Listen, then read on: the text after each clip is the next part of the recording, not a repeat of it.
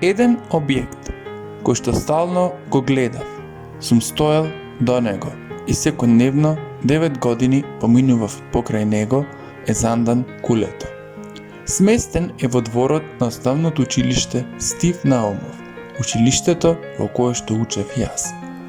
Па ајде во продолжение да слушниме некои информации поврзани за него. Тип: кула затвор. Стил: османлинска архитектура.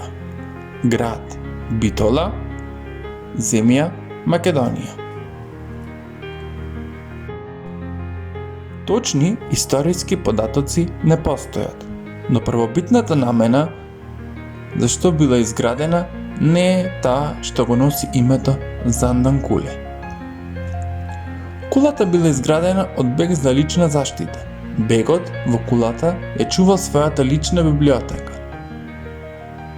која обстојала до 1863-1864 година, кога Хисни Паша, битолскиот валија, злоупотребувајќи својата положба, ги однел со себе.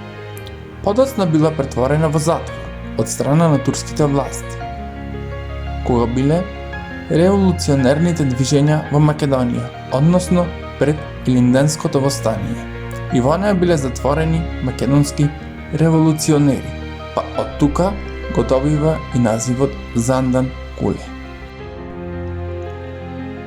Градена е од обичен камен и е мала по димензии, затоа и го носи името Зандан Куле. Во основата е правоаголна, со димензии 6,50 на 5,35 метри. Дебелината на цидовите е од 1,08 до 1,22 метра, која во повисокиот дел се стеснува на 0,98 метри. Високо е 10,95 метра. Влезот е на југозападната страна, се наоѓа на височина од 2,3 метра и бил достапен со дрвена скала.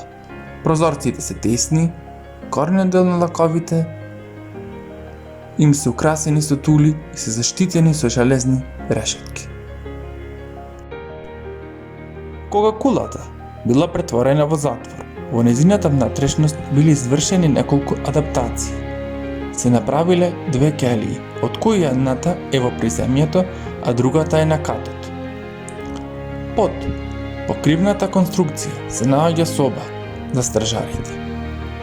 Кулата имала и пушкарници за одбрана од напади, а по натрешните сидини и до ден денес се зачувани турски надписи.